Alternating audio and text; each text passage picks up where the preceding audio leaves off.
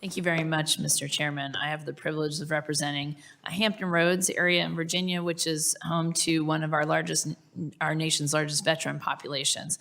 So today I'm excited that my bill, the Military and Veterans in Parks Act, or MVP Act, has been included in the committee's expansive recreation package and the Explore Act. The MVP Act aims to improve veterans' physical and mental health by increasing disabled veteran access to outdoor recreational activities in national parks and on certain federal lands.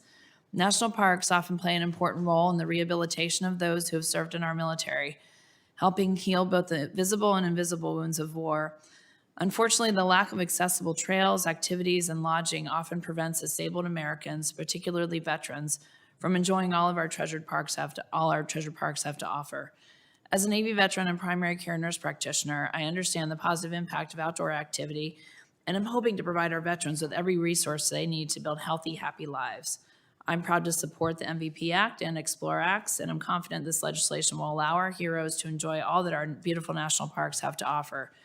Between the beach and the bay in my district, Southeast Virginia is home to some of the most beautiful natural resources in the country.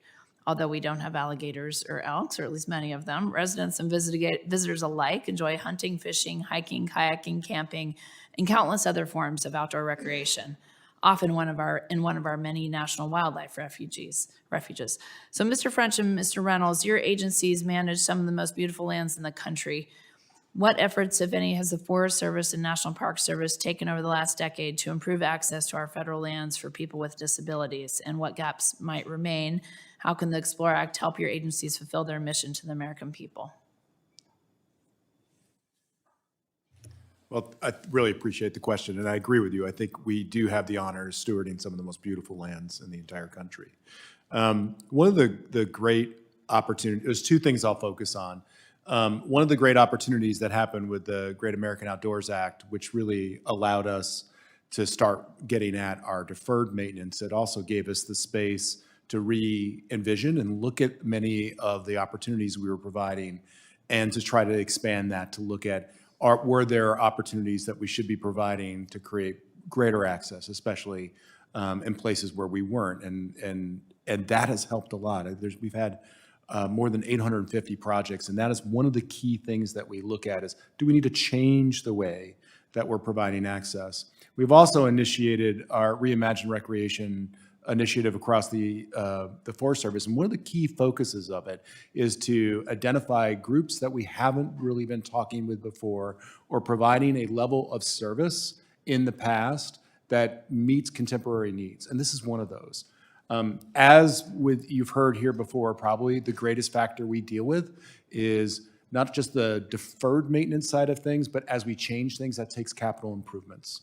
And so it really comes down to either finding the right partnerships or funding sources in order to make those changes to really provide that access.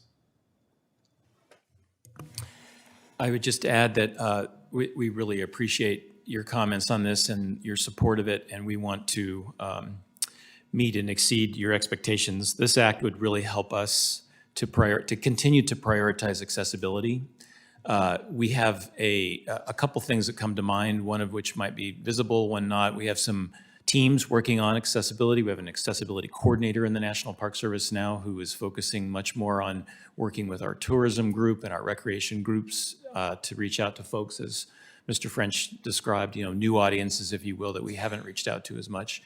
We also actually, while this might sound minor, it is not, because it empowers employees at all levels of the service. We have an employee resource group now for empowering people with accessibility needs in the service. And so by them also being advocates for themselves in the workplace, we are thinking a lot about accessibility in our parks for the public. So. Okay. Thank you very much for that. And then Ms. DeGillian, as a professional rock climber, could you just speak briefly to some of the mental health benefits of outdoor recreation? Sure. As I have been climbing for 25 years, I've found an incredible amount of mental health benefits through climbing. Climbing has helped me set goals, find confidence in myself, understand what failure feels like.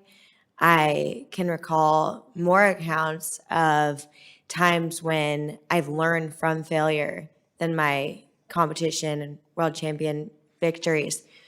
And I would say that from the friends that I have who are veterans, who are climbers, they've found incredible mental health benefits as well. Climbing connects you with nature.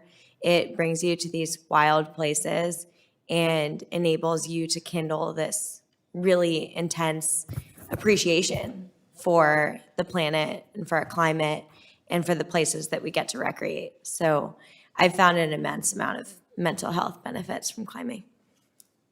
Thank you. Now yield back.